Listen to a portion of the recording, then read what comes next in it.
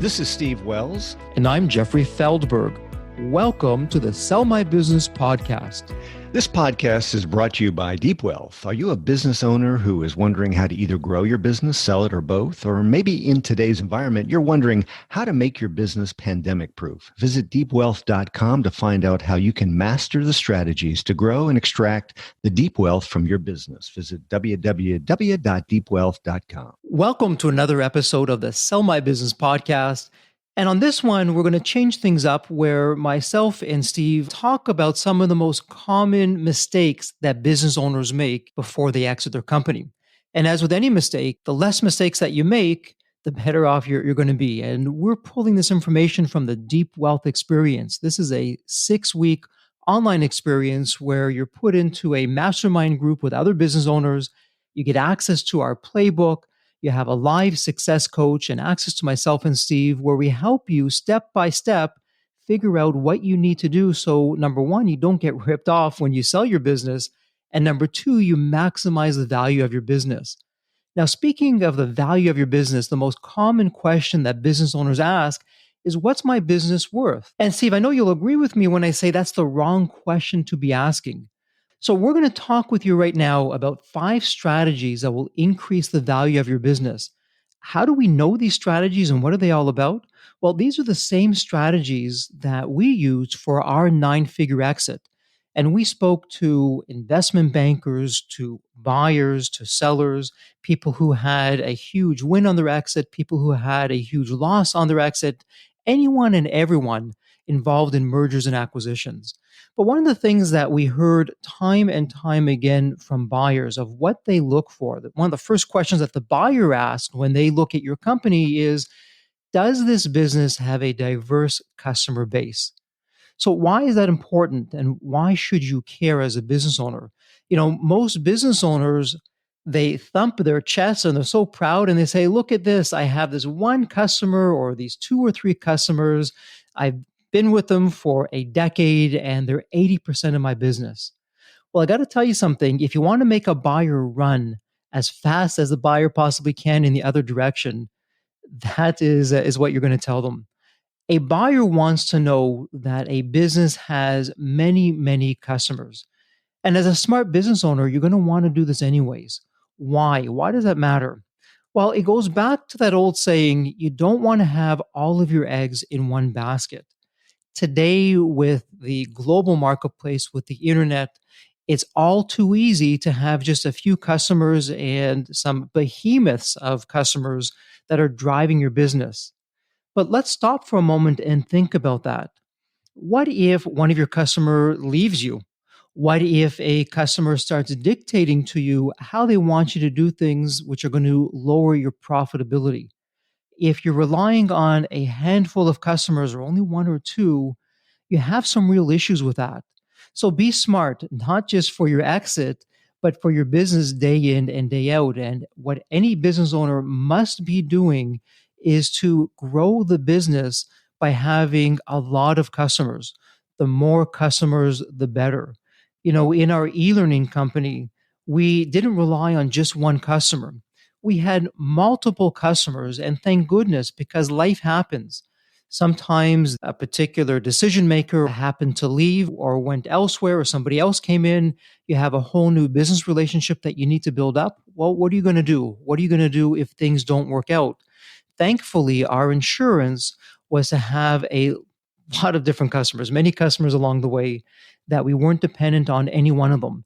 That not only helped us sleep at night, but it gave us autonomy that we could run the business as we saw fit. It gave us the ability to fire customers. And yes, we did fire customers if they didn't fit into our overall game plan of what we were doing. And it gives you choices. And choice is such an important thing.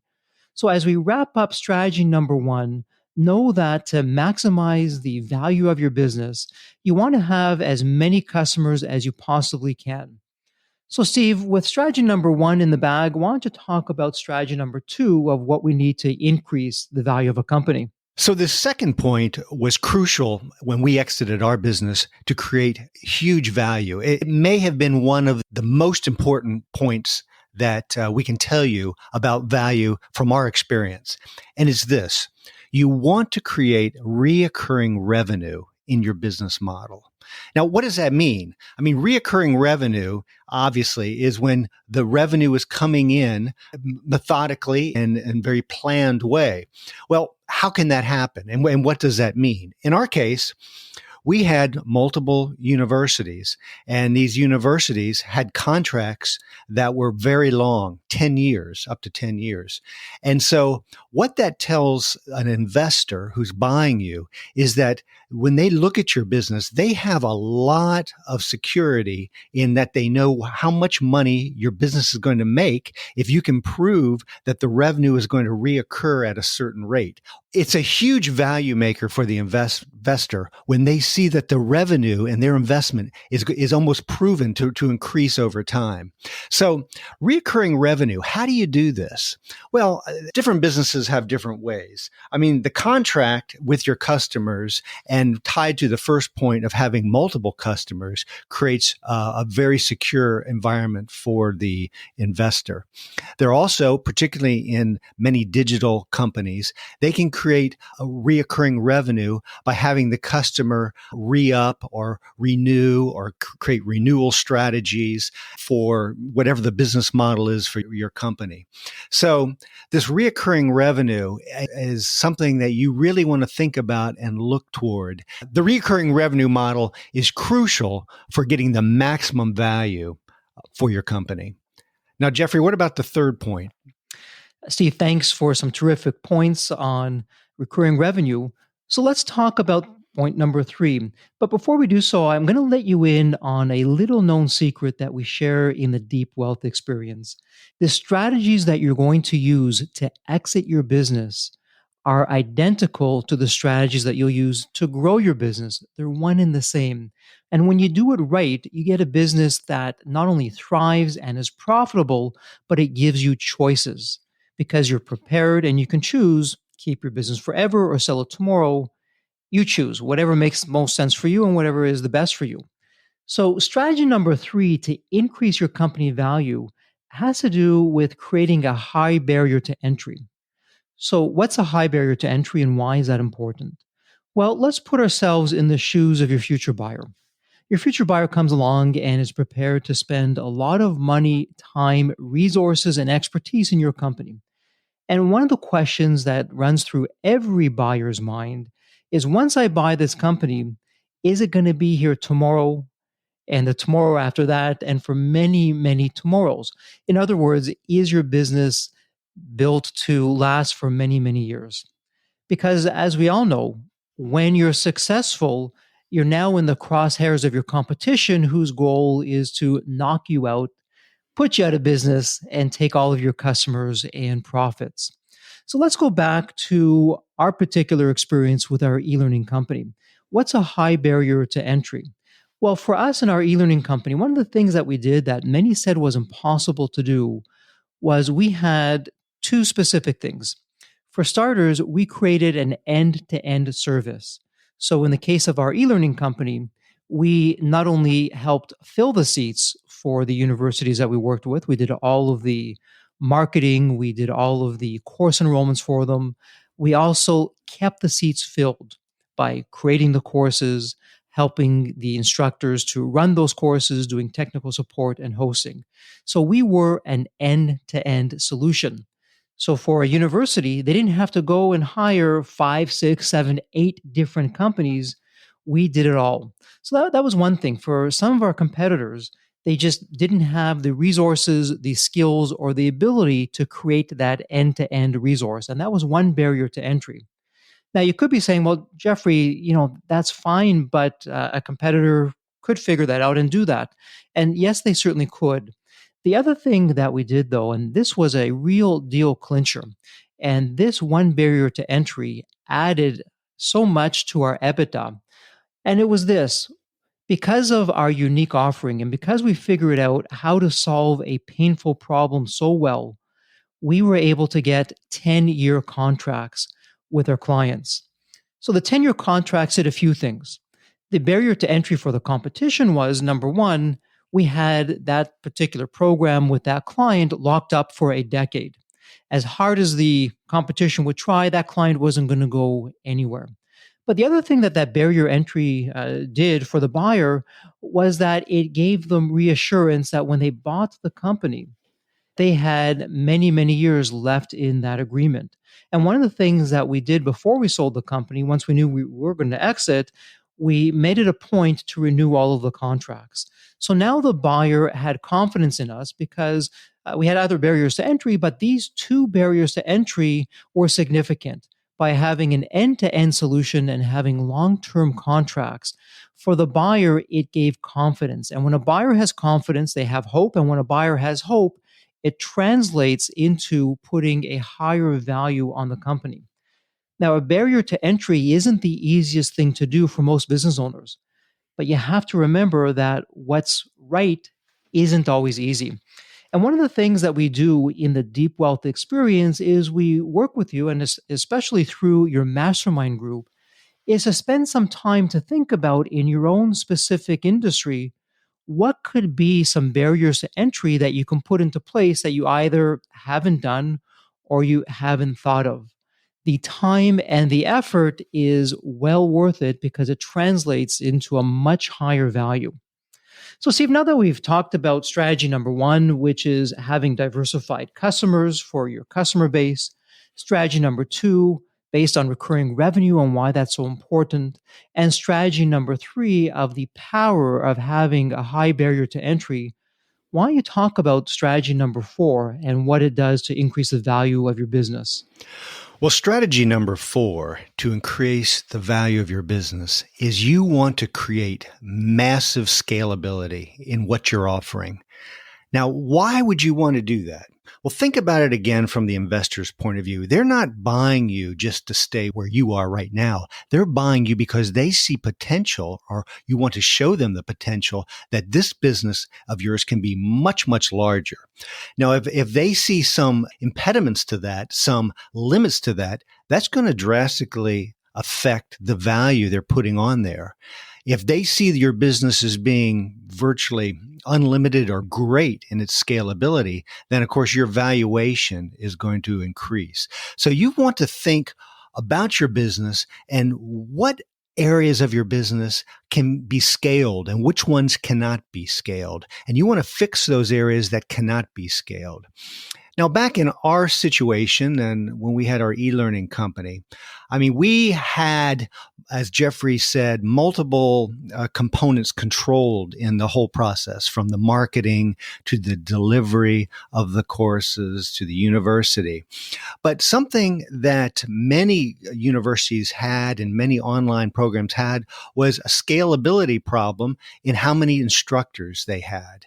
And so without getting into the details of that, we solved that problem. We solved it by using what we called facilitators. The other scalability problem that many people had in the university situation was that they didn't know how to create courses very quickly. Well, we solved that problem for them so we could create these courses very fast. The other issue was sometimes students would drop out, and so their attrition rate was very high. Well, we created what we called a carousel system where it didn't matter what courses were next, there were no prerequisites. So those are just examples that we had in our industry.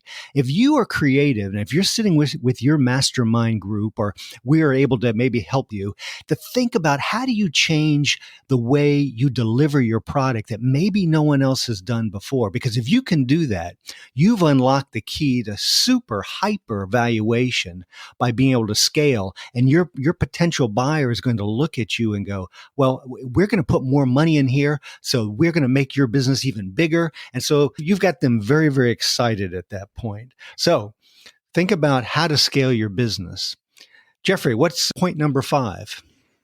Well, I want to get to point number 5, but before we do, Steve, I think this is just a great opportunity within this episode to take a quick step aside, because we've been getting emails from a number of listeners, as you know, who are asking, what is deep wealth and this deep wealth experience that you keep on referencing?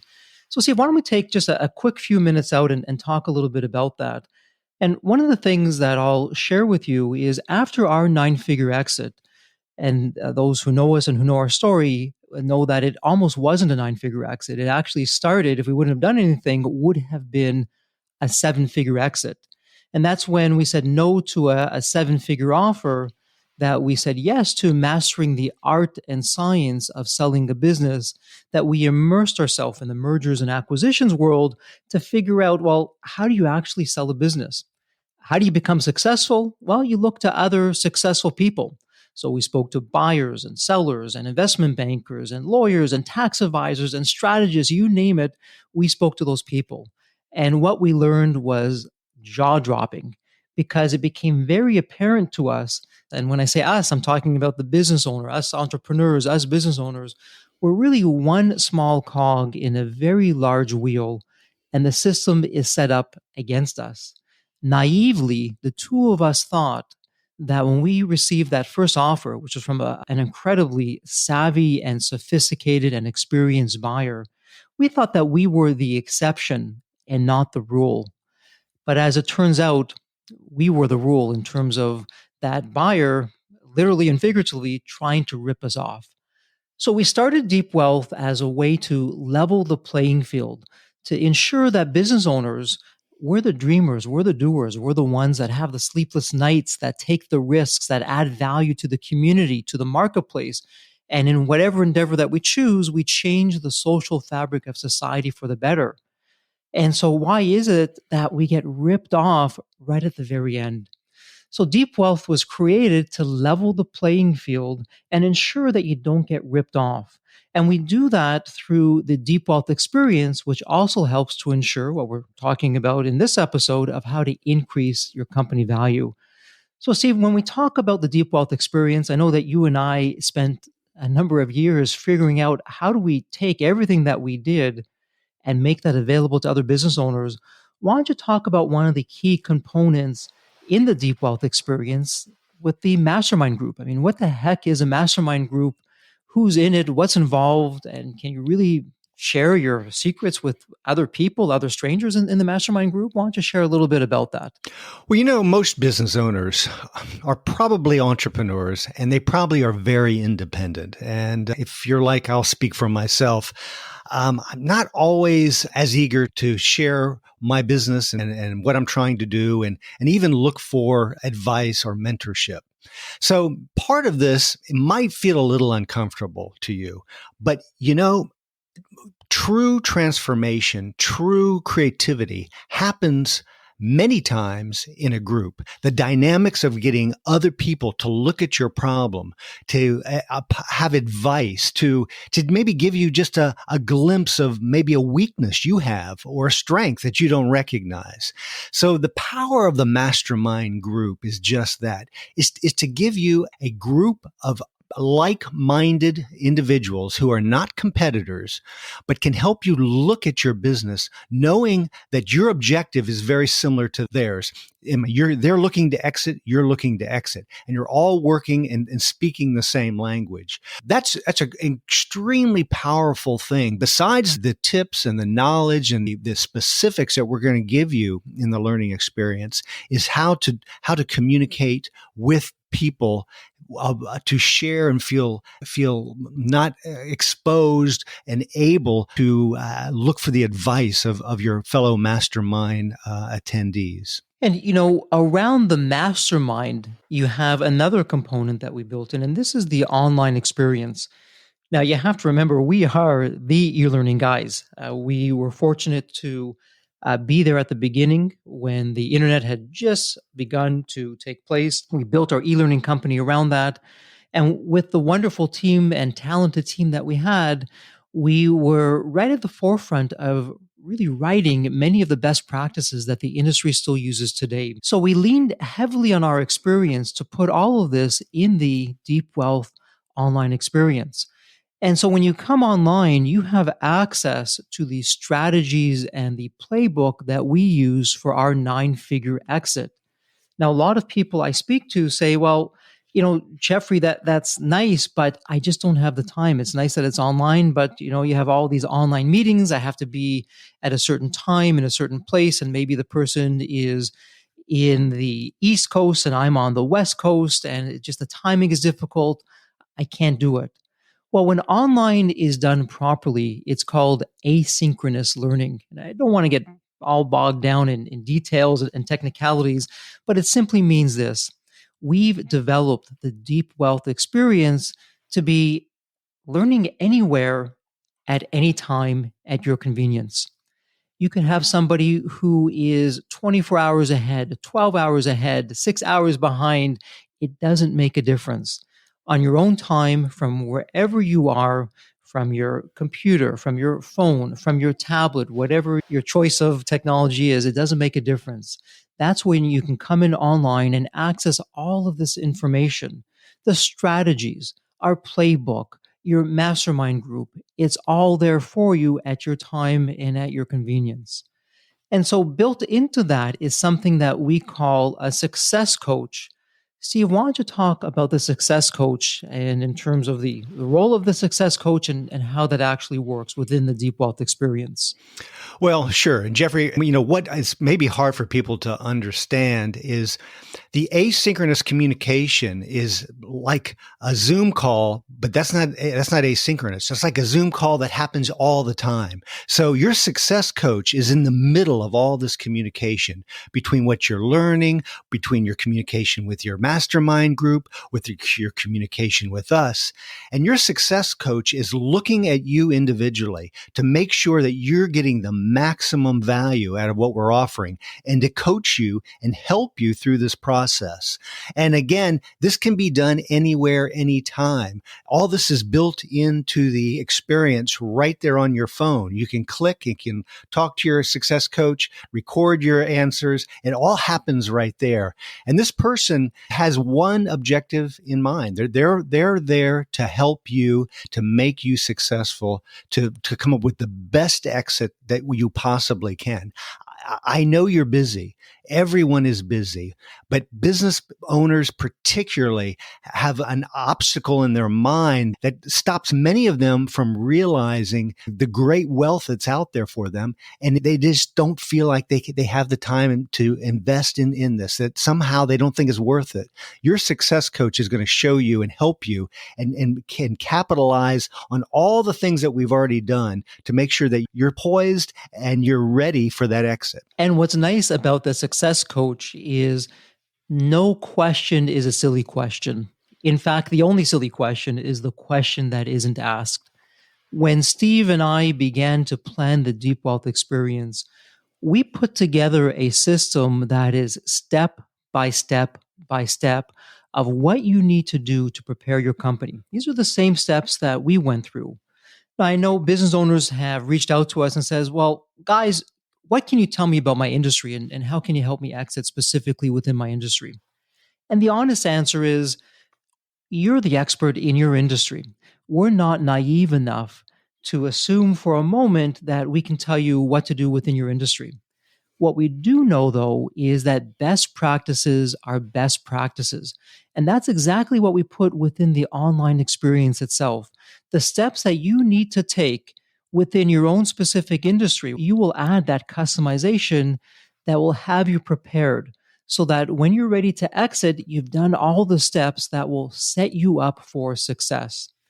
And so, in the Deep Wealth experience, as we round things out here, what you have is the mastermind group. You have your success coach who's live. You have anytime, anywhere learning at your convenience from wherever you are. You have all of the strategies, the step by step process and system that walks you through our playbook. And then to round things out within the Deep Wealth experience itself, are the two of us. And we're there and we're popping in and out and we're answering questions and we're just adding value to your process all the way through.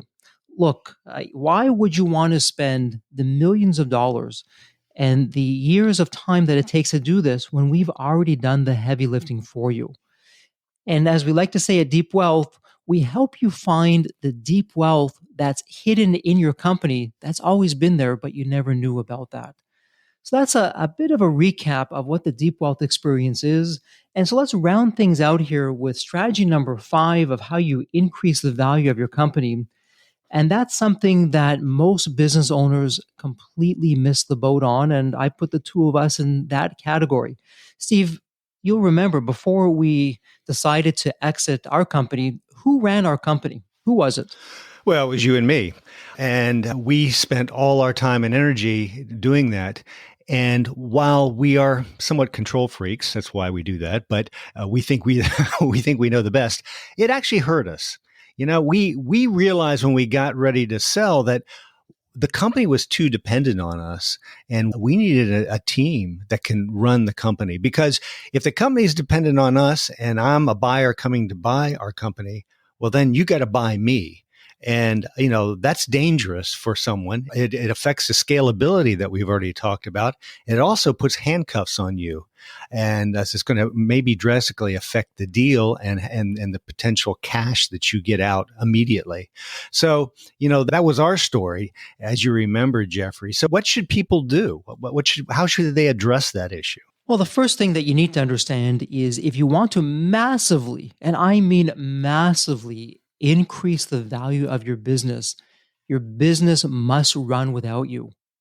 So, in other words, you have to fire yourself. Now, I know what you're saying. Well, wait a minute.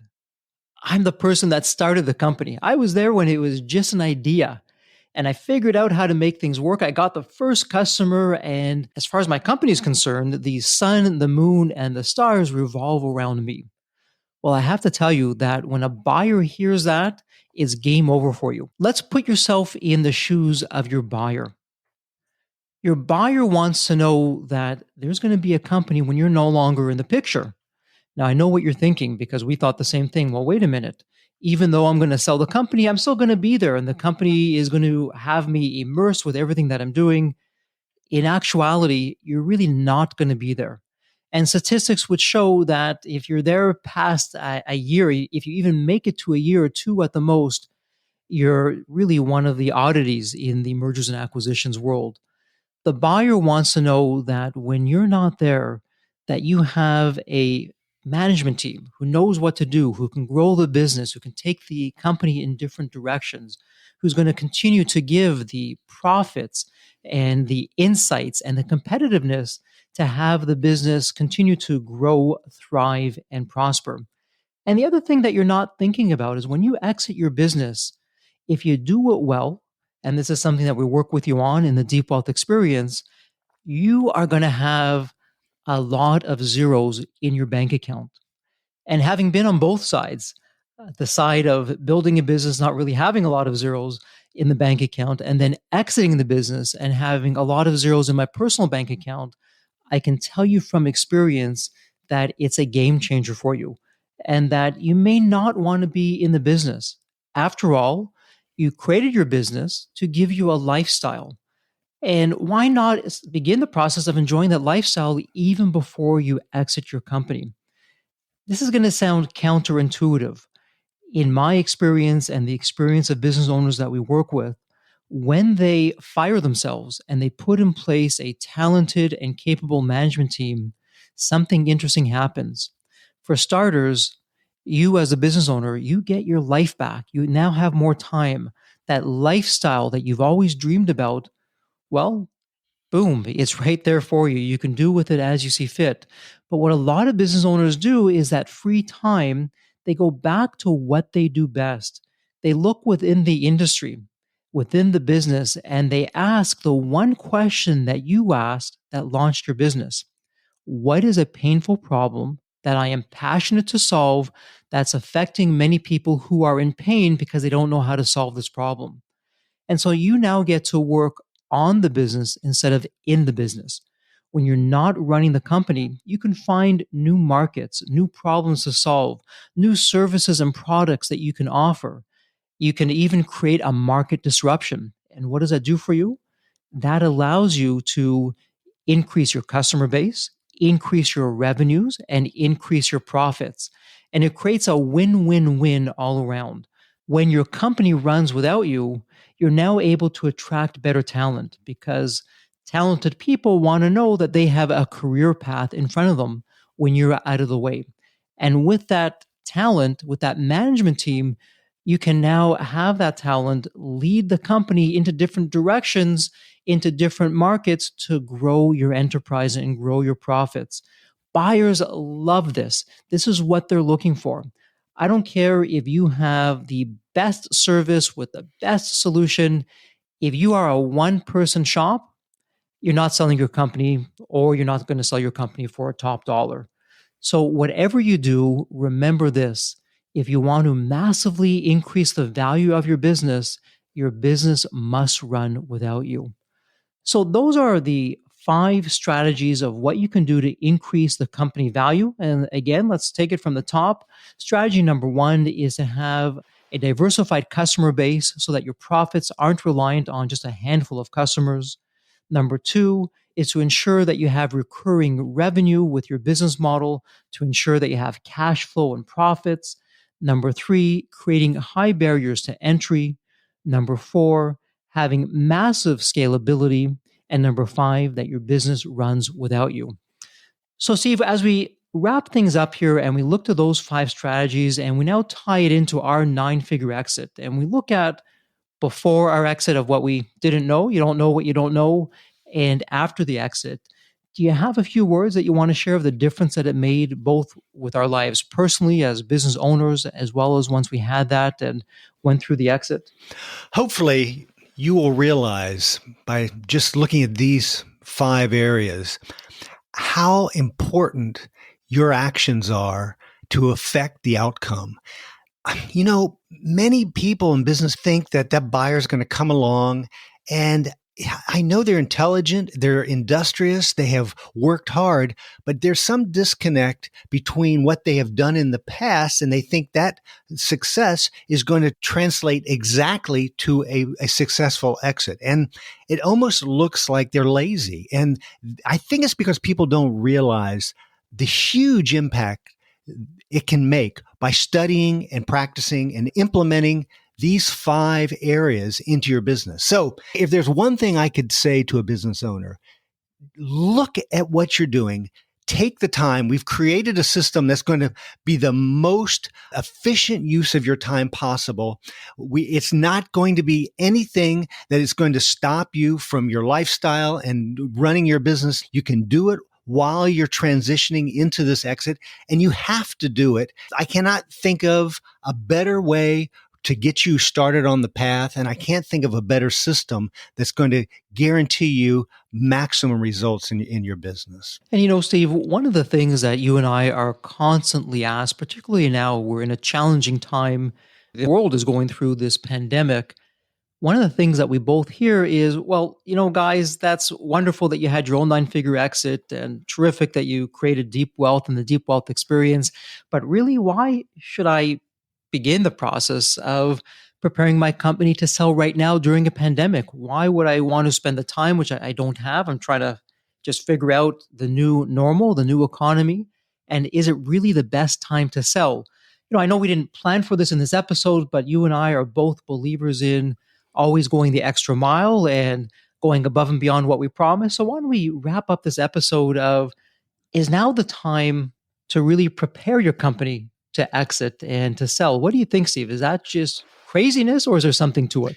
Well, we could do a whole episode on that, but just briefly, the research shows that in situations that we find ourselves in right now, are great opportunities. Some of it is supply and demand. The amount of money that's out there that wants to buy companies is huge, but the supply of companies that are ready to sell in any situation where the supply is low and the demand is high is going to create more value. And that's what historically we've seen. And we're in one of those situations. So if you can get your company ready to position for a sale, I think you're even going to be riding an upward curve. And that's one benefit of looking at the pandemic. There are many, many others, including having the opportunity to adjust and pivot and maybe change your model because everyone is changing. And, that's just a couple that come to my mind, Jeffrey. Couldn't agree more, Steve. In every situation where there's a downside, there's also an upside. And if you look around you and you look at some of the headlines, there are businesses who have made their fortunes right now. The pandemic has been a game changer for them in a positive way. And the truth is, society needs us. As business owners, we're the ones that make things happen, and society needs us to figure things out and to get things going. So you're helping your customers, and at the same time, you're helping yourself. As we wrap things up, I'm going to ask for your help. We've made it our mission at Deep Wealth to stop business owners from getting ripped off on their exit. That starts right now. Help us out on our mission. Come to deepwealth.com, learn all about what we're doing, how it can benefit you, your business, your employees, your lifestyle, and become part of the Deep Wealth movement where we take the control back to us, the business owners, where you learn how to position your company for growth and for an exit. Do that today. We'd love to see you, have you become part of the community. Thank you so much for listening, and we'll look forward to seeing you on the next episode.